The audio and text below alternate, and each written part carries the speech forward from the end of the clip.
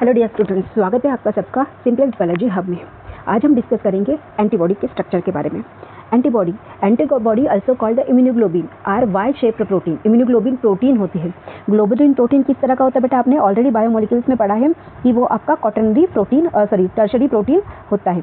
और ये कैसा है? वाई शेप्ड प्रोटीन है। यहाँ पे उन्होंने स्पेसिफिकली बताया है कि आपका वाई शेप्ड प्रोटीन है। Okay, produced by B cells that help the immune system identify and neutralize the foreign substance like bacteria and virus। कौन बना रहा है? B सेल बना रहे हैं। ओके, B सेल किसके पास होती है बेटा? WBCs के पास। WBCs के पास दो तरह की सेल होती है, एक होती है B सेल और एक होती है T सेल। B सेल को हम बोलते हैं एंटीबॉडी प्रिपरेशन के लिए हेल्प करते हैं, वाइल T सेल जो होती है वो किलर T सेल होती है जो ब्लाइंडली अटैक आपका करती है। काम क्या होता है एंटीबॉडी का? कि neutralise the foreign substance. Foreign substance मतलब जो हमारी बॉडी का पार्ट नहीं है। तो क्या नहीं है भाई हमारी बॉडी का पार्ट? अगर कोई बाहर से बैक्टीरिया हमारी बॉडी में जाता है या वायरस कोई बॉडी में जाता है तो ये हमारी बॉडी का पार्ट नहीं है। मतलब ये क्या हुआ? हमारा फॉरेन सब्सटेंस है, उसको हमें न्यूट्रलाइज करना है, खत्म करना है। तो ये न्यूट्रलाइज करने का काम कौन कर रहा है बेटा? एंटीबॉडी कर रही है। एंटीबॉडी क्या है? प्रोटीन का स्ट्रक्चर है। ओके, तो now we move toward the structure of an antibody. Antibody का स्ट्रक्चर कैसा दिखता है? An antibody has a basic Y shaped structure made up of 4 polypeptide chain. 4 polypeptide chain. Polypeptide chain क्या है बेटा? प्रोटीन किससे बना है? प्रोटीन बना है अमीनो एसिड से। अमीनो एसिड को हम शॉर्ट फॉर्म में बोलते हैं AA। अब अमीनो एसिड जब बहुत सारे अमीनो एसिड आपस में जुड़ते हैं तो प्रोटीन बनता है। लाइक देखो, ये एक अमीनो एसिड है, ये दूसरा अमीनो एसिड, तीसरा अमीनो एसिड, चौथा अमीनो एसिड, ऐसे बहुत सारे अमीनो एसिड आपस में जुड़ते जाएंगे।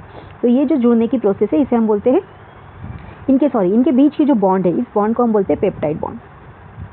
इनके बीच की जो बॉन्ड है पेप्टाइड बॉन्ड। अब क्योंकि ये बहुत सारे अमीनो एसिड से बना है तो इसे हमने क्या बोला? Polypeptide bond. तो पॉलीपेप्टाइड बॉन्ड मतलब ये क्या हो गया? Polypeptide protein. और क्योंकि हमारा एंटीबॉडी इम्यूनोग्लोबिन प्रोटीन है और कौन सा टाइप का प्रोटीन है? ये पॉलीपेप्टाइड प्रोटीन है। ओके, सो क्या है इसके पास? किस तरह की चेन होती है?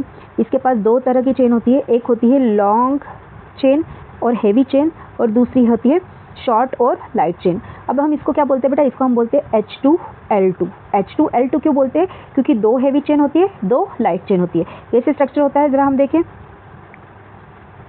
इसका स्ट्रक्चर किस तरह से होता है। देखो, ये वाई शेप स्ट्रक्चर है आपका, ये वाई शेप स्ट्रक्चर है। इसकी एक हेवी चेन जो कंटिन्यूअसली हमने बनाई है,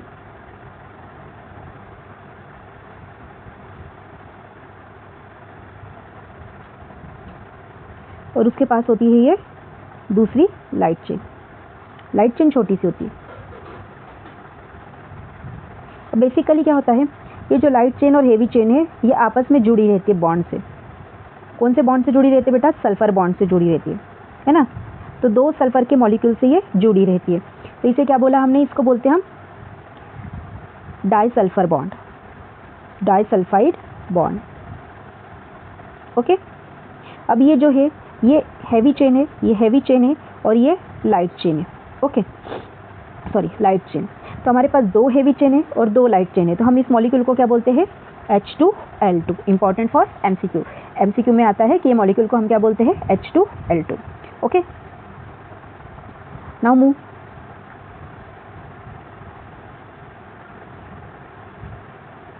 अब एंटीबॉडी के रीजन्स क्या होते हैं बेटा? एंटीबॉडी में दो तरह के रीजन्स देखने को मिलते हैं। एक होता है वेरिएबल रीजन जिसे हम V रीजन भी बोलते हैं, और दूसरा होता है कांस्टेंट रीजन जिसे हम C रीजन भी बोलते हैं।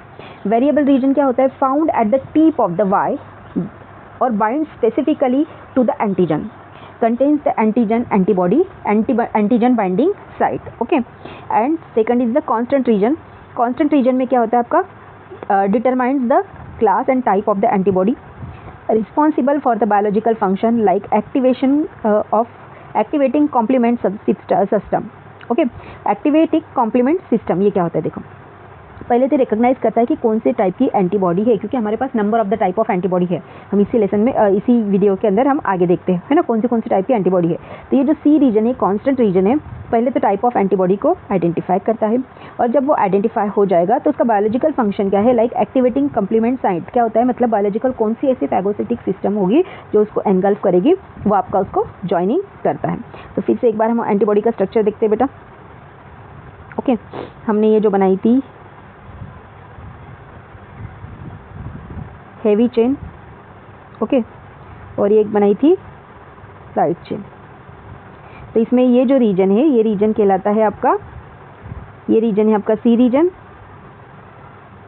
और ये है वी रीजन जो वेरिएबल होता है। यहाँ पे एंटीबॉडी आप antigen, sorry not antibody, antigen आपका बाइंड होता है। तो यहाँ का जो ऊपर वाला हिस्सा होता है बेटा, ये यहाँ पे एक पैटर्न बना रहता है। किससे पैटर्न बना रहता है? सपोज ये इस तरह का पैटर्न होगा। ये पैटर्न कैसा होता है? जो एंटीजन के ऊपर रिसेप्टेकल प्रेजेंट है, रिसेप्टर्स प्रेजेंट है, उस रिसेप्टर, सपोज ये हमारा है एंटीजन, ये हमारा है खतरनाक वाला एंटीजन, ओके। इस एंटीजन के ऊपर अगर राउंड शेप के रिसेप्टर्स प्रेजेंट है, तो ये जो एंटीजन बाइंडिंग साइट है उसके पास भी ये वाले जो रिसेप्टर्स होंगे वो राउंड शेप के होंगे। तो वेरिएबल रीजन आपका चेंज हो जाता है according to the receptors present on the your antigen body. Antigen की बॉडी के ऊपर किस तरह से रिसेप्टेकल्स प्रेजेंट है उसके हिसाब से ये रीजन आपका चेंज हो जाता है, क्योंकि उसको उसके अंदर फिक्स होना रहता है, okay. So next, parts of antibody में, पार्ट्स ऑफ एंटीबॉडी में आते हैं Fab region, that we called fragment antigen binding region, और ये क्या करता है? ये binds to antigen. Fab region आपका बाइंड करता है एंटीजन के साथ। Fc region, Fc region is called the fragment crystallization और crystallizable, interacts with the immune cell, immune cells के साथ इंटरेक्शन करता है। ये हिंज रीजन बनाता है। हिंज रीजन कैसे बनाएगा बेटा? एक दूसरे के अंदर कॉम्पैक्ट, मतलब ये आपका देखो हिंज रीजन कैसे बनाएगा, ये आपका एक पैटर्न है और ये उसके अंदर आपका फिक्स हो जाएगा, तो एक ही जगह से आपका मूवमेंट कर पाएगा। It provide flexibility to the binding antigen effectively, flexibility देता है एंटीजन को बाइंड होने के लिए इजीली। किसको इफेक्टिव फ्लेक्सिबिलिटी देता है? एंटीबॉडी को, कि एंटीबॉडी इजीली एंटीजन के रिसेप्टेकल के साथ आपका बाइंड हो जाए, ओके। अब बाइंड हो गया तो क्या होगा? तो जो एंटीजन बाइंडिंग साइट है हमारी, बाइंड होने के बाद एंटीजन बाइंडिंग साइट मतलब जहाँ से एंटीजन बाइंड होता है, it form by the parts of both heavy and light chain highly specific to particular antigen. ये आपकी हेवी चेन है, ये हेवी चेन का आर्म है जिसमें इस तरह का एक पैटर्न बना है ना, और ये आपका लाइट चेन का आर्म जिसके अंदर सेम तरह का पैटर्न बना है।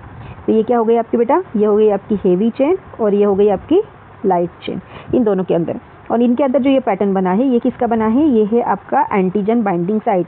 तो जो भी रिसेप्टेकल्स होगा, सपोज ये आपका एंटीजन है, इसके ऊपर इस तरह का रिसेप्टेकल है, तो ये यहाँ पे जाके इस तरह का बाइंड हो जाएगा। ये एंटीजन, इसके अंदर ये रिसेप्टेकल आपका बाइंड हो जाएगा। तो इस साइट को हम बोलते हैं antigen binding site, okay. Then एक बार फिर से देखते हैं हम, ये हमारी हेवी चेन, एंटीबॉडी के स्ट्रक्चर को एक बार फिर से देखेंगे। ये हेवी चेन,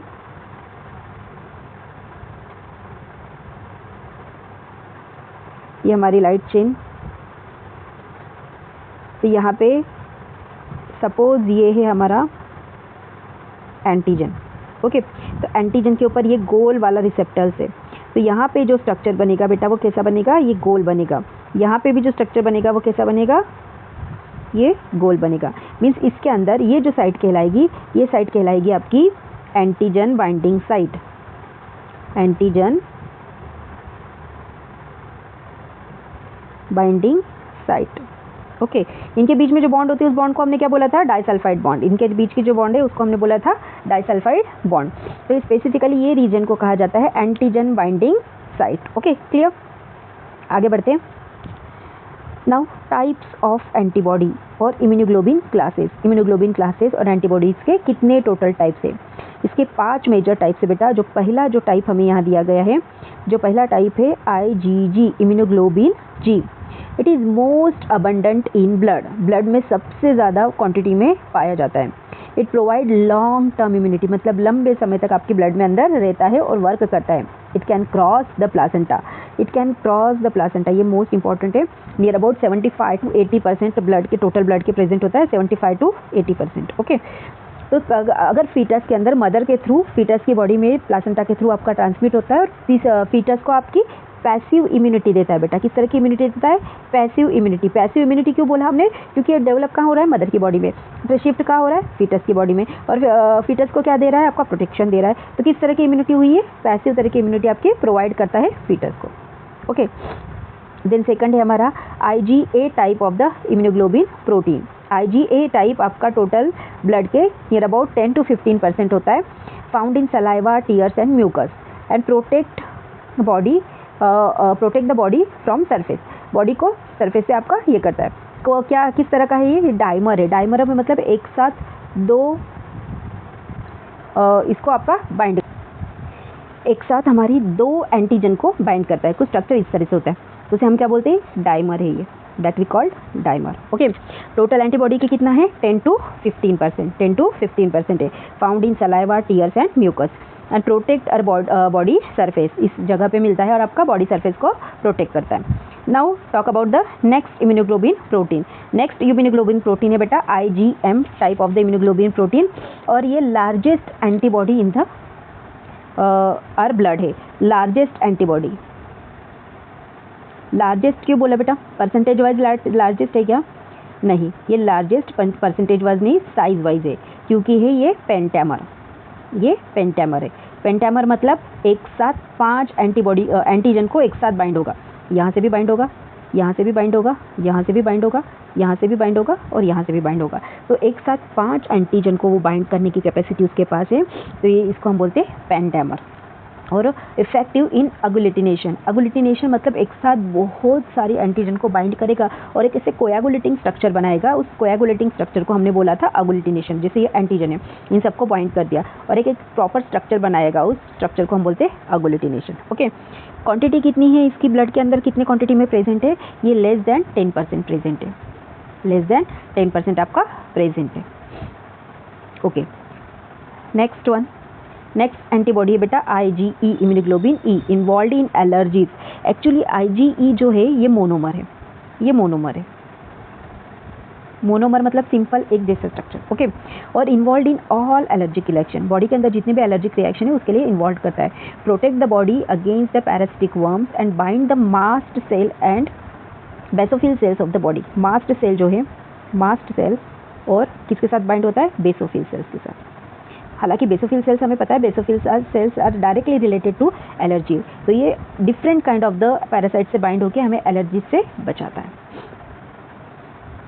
नेक्स्ट हमारा 5वां वाला जो इम्यूनोग्लोबिन प्रोटीन है बेटा हमारा, वो है IgD immunoglobin D, found in B cell surface. Beta cells जो है हमारी, सपोज ये बीटा सेल है, तो इस बीटा सेल के सरफेस के ऊपर ये देखने को आपको मिलेगा और हेल्प क्या करता है, एक्टिवेशन ऑफ बी सेल। अब बी सेल का काम क्या है, बेसिकली बी सेल का काम है एंटीबॉडी फॉर्मेशन। बी सेल का काम है एंटीबॉडी फॉर्मेशन, तो ये एंटीबॉडी फॉर्मेशन के लिए हेल्प करता है। IgD एंटीबॉडी फॉर्मेशन के लिए हेल्प करता है।